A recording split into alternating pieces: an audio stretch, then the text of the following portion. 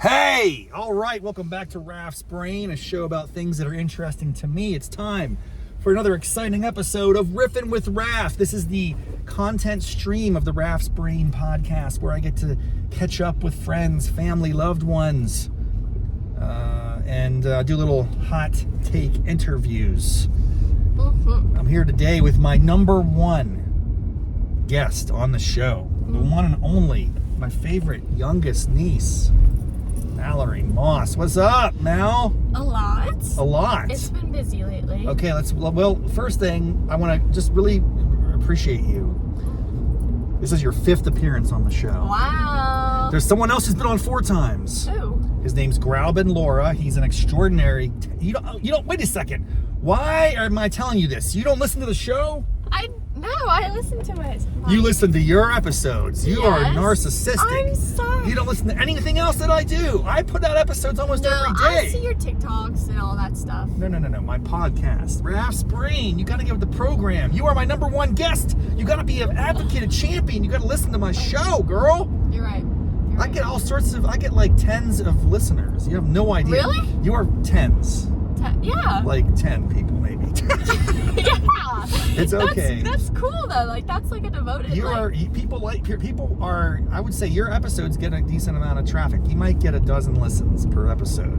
So I don't know where that's coming from, but you have a fan base. Mm-hmm. I'm contributing to that. So let's step it up. All right, it's Friday. I'm so happy. So I remember when I was in high school. By the way, I just picked you up from high school. Just giving some context for the audience here. We're gonna drive around and go home. It won't be too long, but updates, man. Yeah, Life updates. Home, right? Yeah. We're gonna go home. We're not going anywhere crazy. Okay.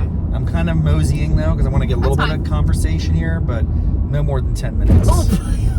I just hit the pothole, right? Is that what you're laughing at? Yes.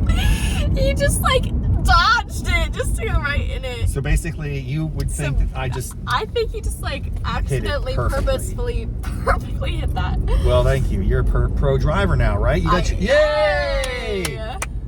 A licensed driver. That's terrifying, frankly. It really is. How have you found that experience so far? Amazing. It is amazing. It's very amazing. It's very freeing. It's very like I feel powerful and individual, and I feel mature and responsible, and I just feel grown up, and I just feel like I'm capable of having fun, not having to ask for rides everywhere. But today I got dropped off at school, and now I'm getting picked up from school. Yeah, so it's back like the old days. And I don't really mind it though because I'm not using gas.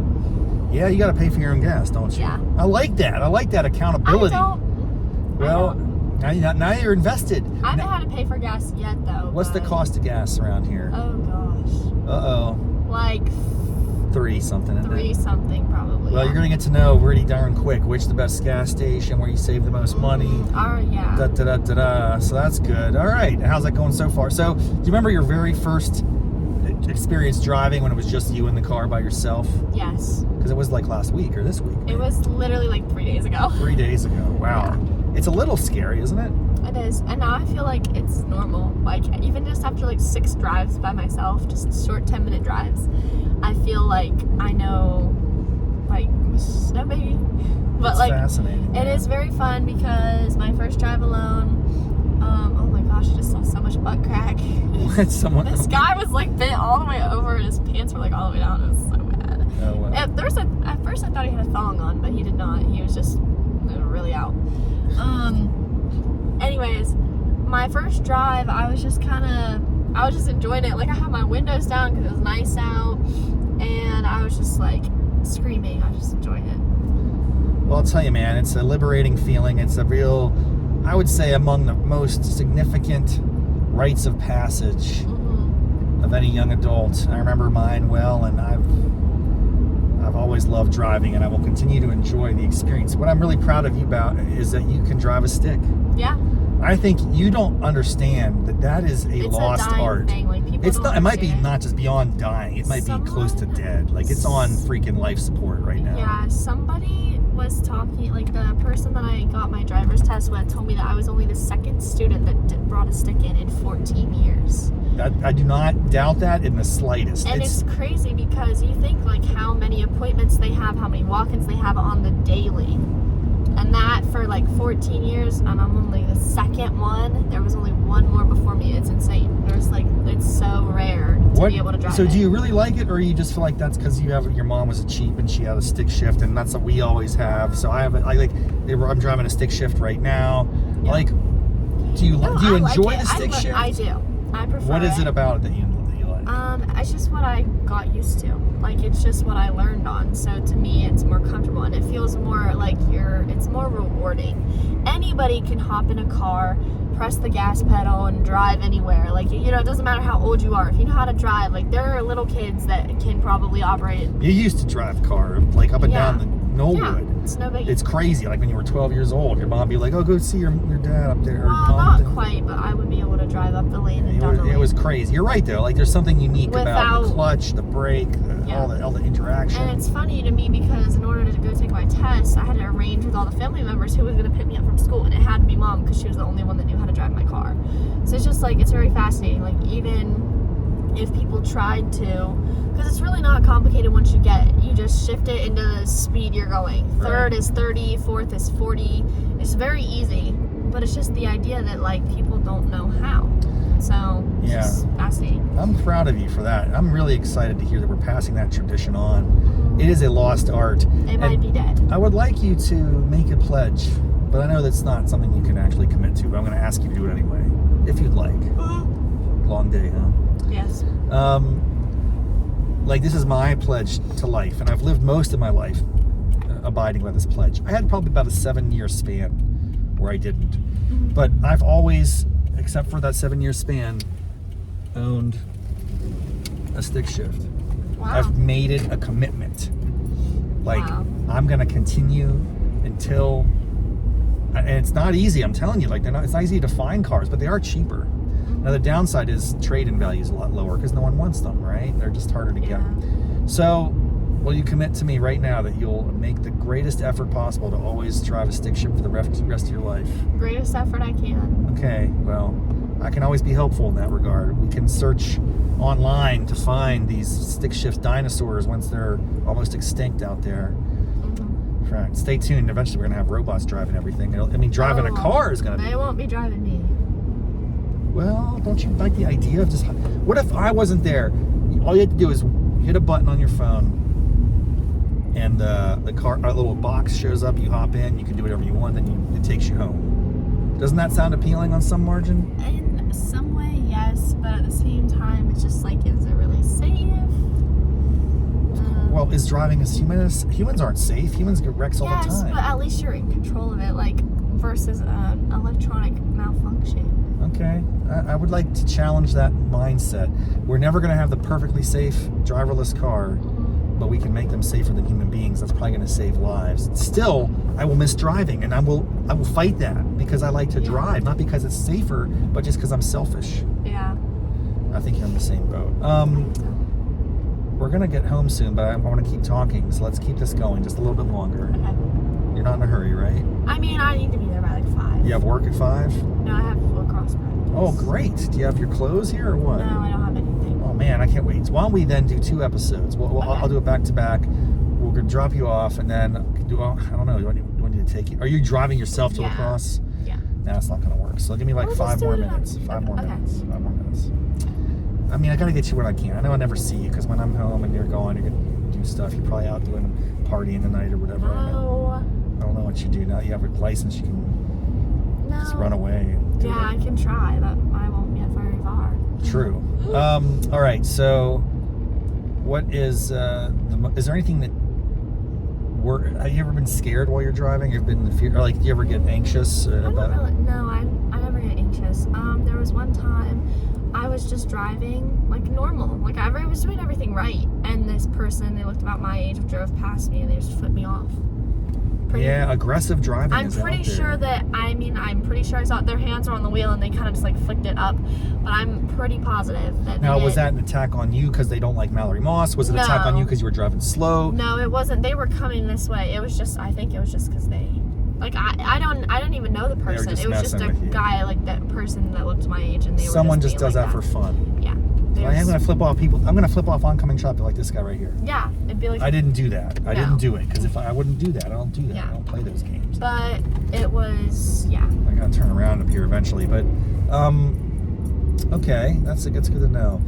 So you got your license, you're driving. How's work? How's the theater? People like the movie theater updates. You're entrenched. You're a professional. You must be one of the most tenured people there now. Yeah, well, it went a little more downhill. Okay, so give me the update. Apparently, we lost our manager. Oh, I'm sorry to hear that. And I want to get into the details. We're not going to make any claims about whys, but the point is you've had some staff turnover. Your boss, the manager, is no longer working there. No longer works there. Is there a new manager? Yeah. And is that an experienced person? Are they learning on the job? Brand new. Don't have to get into the details because we don't want to impugn anyone's character or integrity. Yeah. I'm just saying, are things going okay? You're still enjoying your work there?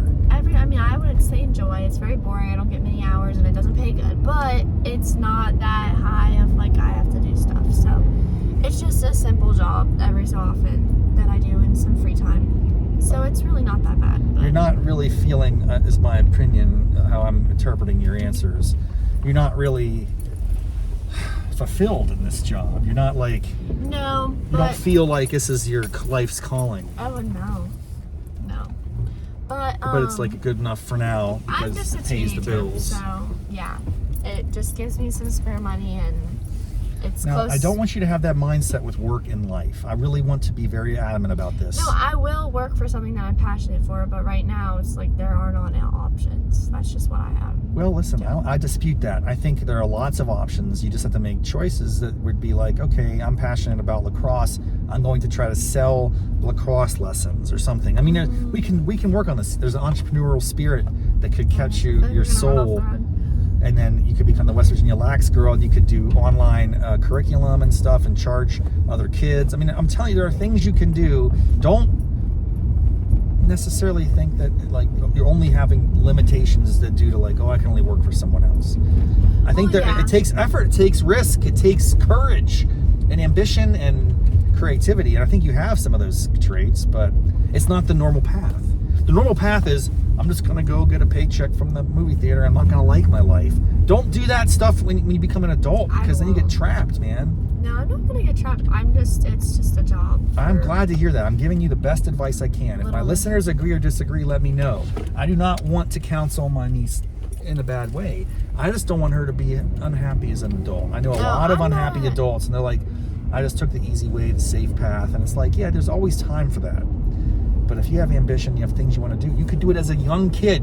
There are kids making tons of money on social media as influencers and things. You could jump in that game. You're charismatic, you're funny, you're lighthearted. There's a lot of opportunity out there. That's all I'm getting at. Yeah. All right, sorry, I'm lecturing you. I don't want to lecture. It's an interview. So the movie theater's going okay. How's lacrosse? You got a lacrosse practice. That's good. I have a hurt knee. Injured knee, folks. We got an injury. That's no good. Which knee, left or right? Left. So I've just Was it a specific, what we would call, listen to me, man, acute injury? Or was it more, did it span over time? It was just acute. It just happened all of a sudden. Okay, was it a specific blow? No. Was it weirdly, it does seem like it's more like it was, there's this old saying, how does somebody go bankrupt? Gradually, then suddenly. Yeah. So it's gradually, then suddenly. Get it? It takes time to do it, and then when it happens, it's tragic. Okay, so you've been hurting your knee. What's up? Are you not walking? You have bad shoes? You have a bad gait? No, I just was overdoing it, and then it just started hurting really bad. So I went to the trainer, went to the doctor, and it's getting on the mends. But so you're gonna be running today or no? Yeah. Well, that's not mending. That's damaging. No, it's mending. Is it getting better? Yeah. You do not want to you don't want to make the injury worse. You don't want to keep it. You gotta recover, dude. Yeah, I have been though. I've been taking it easy. All right. But I gotta do my conditioning and stuff. But yeah, pretty good. So lacrosse is, what, are you back in the indoor season now? No, we're on full season now. Spring is starting soon, huh? Yeah. When's your first game? March 20th. Oh, you got a little time to get it together. It's almost a month, more than a month from now. Yeah, we still have time to get it together, but yeah, we just have conditioning and we're just practicing and stuff until then. Are you feeling good about your team this year? No. Don't say yes. no. Well, yes, but say no. We have work to do, but I'm feeling great about the potential. Yes, I do think we have a lot of potential, but compared to last year, we're at a disadvantage. You lost some talent. Yeah, but we'll be fine. It is what it is. It's not that serious. It's just high school, but... No, but it could be set the stage for new things. You're a 2-time MVP. Yeah, probably not 3 times. Why? I don't know. It's just, it would be a lot for them to do that 3 times in a row. If you are the MVP and you do what the MVP does, which is be the gel for the team, why are you the MVP, by the way? Why did you get those awards? I'm reliable, I guess. Like, I perform the same every time. For the most part, like, I'm a valued player on the field, I guess. I don't know. You should ask, why did I get this award? You should know the reason. It's not just because you get the most goals or things, because I don't think you do get the most goals, did you? Yeah. Okay, I guess that's part of it. You had the greatest stats. I guess the idea is being, if you weren't on the team, it'd be a huge loss. Yeah. Well, this is great. We're catching up. We'll do some more in the next couple of days, maybe, and then we'll post these over the coming weeks, and I'll be back here in a few more weeks. We'll keep this going. You are still in the number 1 position. Well, you were tied. Now you're back in number 1. 5 episodes. Mm-hmm. Thank you for being a guest. Mm-hmm. You're an entertaining and potentially remarkable young person. Don't make any dumb decisions. I know. Anytime you drive, you're in a death machine. This thing can, hurt you, hurt other people. You gotta be very, very careful. I know you hear that a lot, but I'm gonna continue to pound it into your skull. Yeah. All right. I'm always careful. Well, thanks for tuning in, folks. We'll see you next time on Raff's Brain. Until then, Peace out. peace out.